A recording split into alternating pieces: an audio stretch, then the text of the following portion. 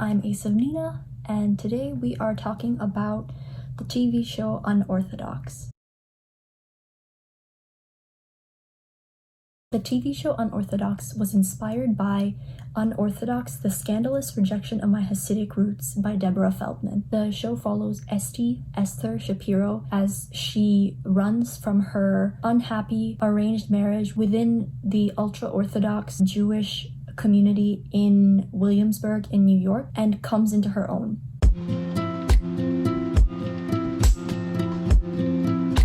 This show was kind of a lot. It was very moving, and I cried a few times as I was watching Esti's struggles. I do want to point out I don't have very much experience or knowledge of Judaism or the Jewish community, and I have even less knowledge of the ultra-Orthodox community, so I'll only really be commenting on things that I can relate to as a woman or things that I did research on for this video. So the first episode starts with Esti packing to leave her husband and fly to Germany. She has obviously created an escape plan. She was pre-packed and ready so that she would be able to go in a matter of minutes. Everything that she will need so that she can get out. She hits a snag in her plan because the Eruv has been broken. From what I read about the Eruv, it is a symbolic enclosure.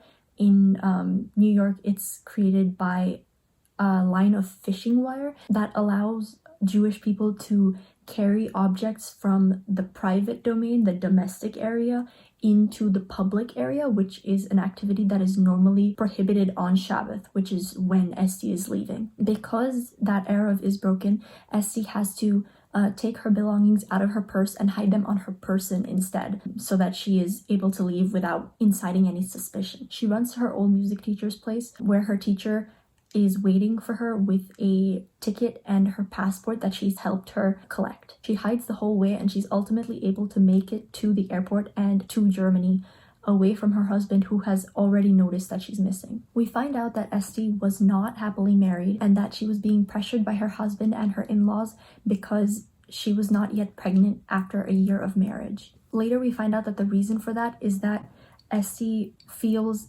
excruciating pain whenever she and her husband try to have sex, possibly from anxiety over the pain or the act itself. Esti had also previously tried to leave the marriage and come back to her grandparents' house, but she was denied by her aunt, and later her husband Yankee served her divorce papers because she was not pregnant. As a result, at a later point in their relationship, she allows Yankee to have sex with her in order for her to hopefully get pregnant, even though it is painful. In further flashbacks, we also find out that Esti's father is a drunk and that her mother has left the ultra-Orthodox community. So Esti was raised by her grandparents and her aunt. We find out that contrary to what Esti had been told all her life, her mother actually attempted to run away with Esti and was later found and lost custody to that community because they had very expensive lawyers, and she was uneducated and very poor. There are various other flashbacks throughout the show showing us that the ultra-Orthodox community that Esti is part of essentially has its own culture and laws that Esti does not feel like she fits within. For example, men and women sleep in separate beds and are considered unclean when they are on their period and for the week after. They have to go and purify themselves before their husbands are allowed to come to their beds to sleep with them for the purpose of procreation, according to the show. Esti meets a boy at a coffee shop who seems to have a lot of friends and ends up asking to and going along with them to the beach, where she removes her wig, her head covering, in public. This part of the episode is especially striking because Esti seems so desperate for any kind of connection to someone outside of her community that she essentially asks to go along with a stranger in a completely different country that she doesn't know to a different location, which is not safe.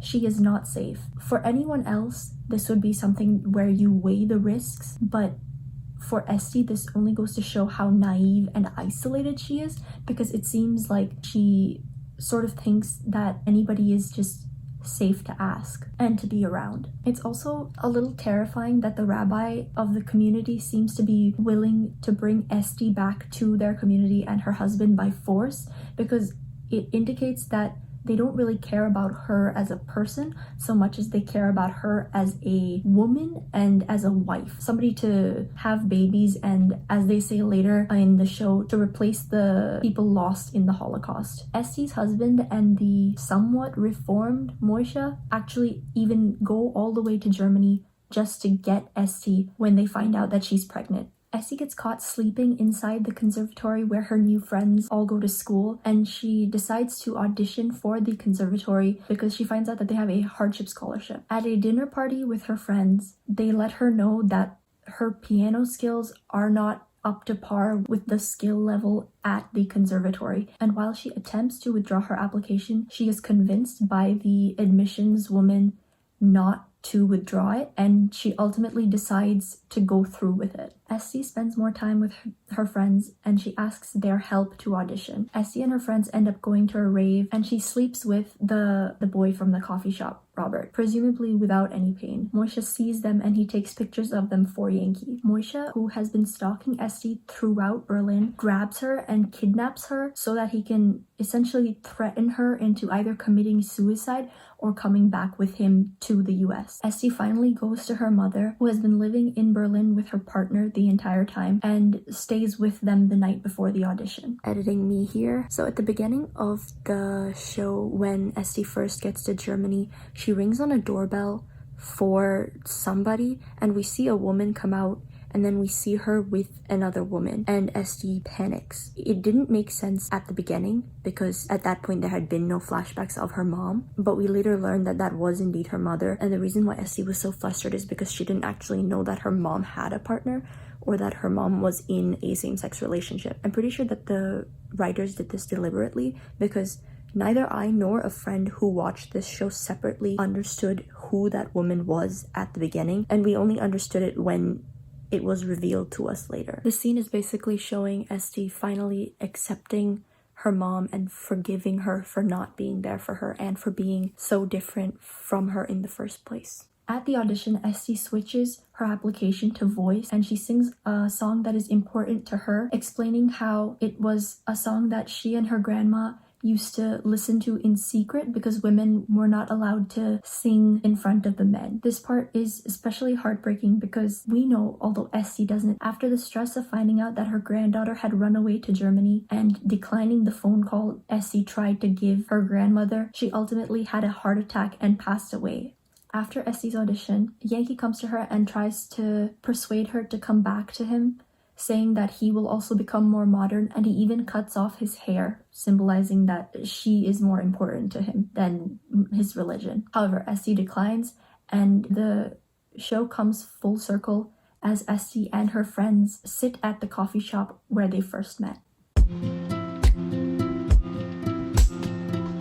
This show was significant not in the plot itself, but in the way that everything came through. Not very much actually happens in the story. Este flees from her marriage, she meets new friends and decides to audition for their school, and her husband tries to get her back, though she is able to successfully stay away from him. What makes this show truly great are the little things. Este's sheer relief at being able to take off her wig in public, the way that she has been so isolated that she asks such things that we would take in common, like how to use Google to ask if God exists. It's like we ourselves are in a new culture experiencing that same culture shock that Este is feeling. The sense of relief and the joy that Este is able to feel while having new experiences is acted out wonderfully. For example, when she's able to wear a bold red lipstick for the first time, and when she sees a woman's choir performing and she breaks out into tears because that was something that just wasn't allowed for her.